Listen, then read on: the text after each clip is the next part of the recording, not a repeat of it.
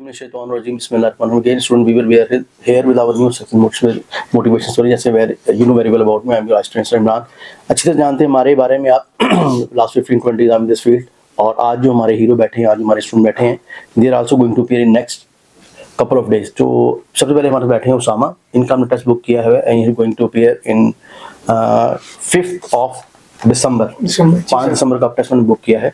और आपके साथ बैठे हैं अहमद अभी सेकंड टेस्ट आपका 3rd वीक चल रहा है.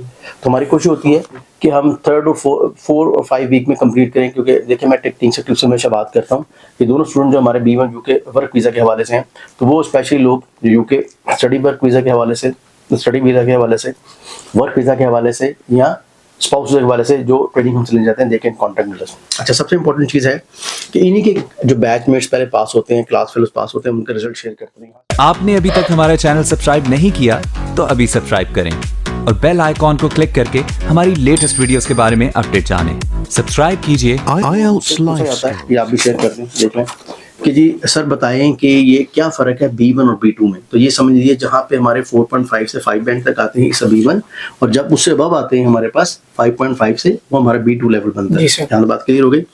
अच्छा, पहले जो होता था ये मुझसे पूछ रहे थे ऑफ द कैमरा की, सर हमें सर बता दें कि अब जो टेस्ट हमारा होके आता है तो उसमें बाकायदा लिखा होता है कि अबव और बिलो.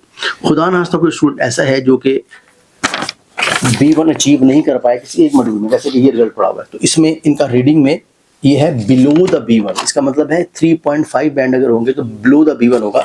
ओवरऑल B1 अचीव हो गया इनका.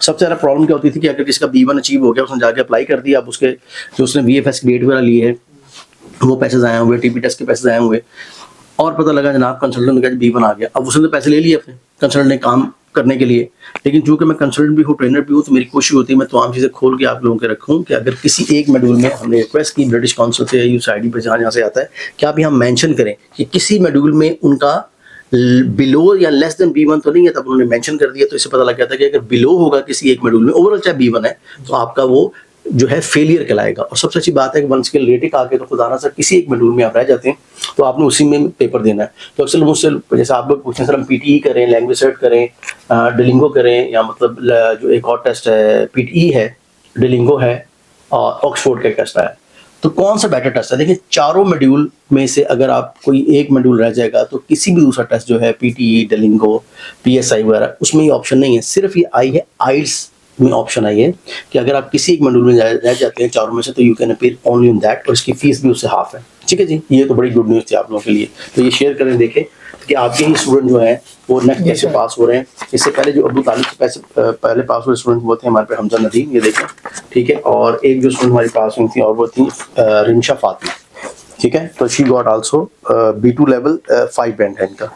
ठीक है, तो अब जब हमारा ये आ जाता है, इनका था 5.5 स्पीकिंग में, राइटिंग में 5.5, B2 था इनमें 2 में, और 2 में इनका B1 है.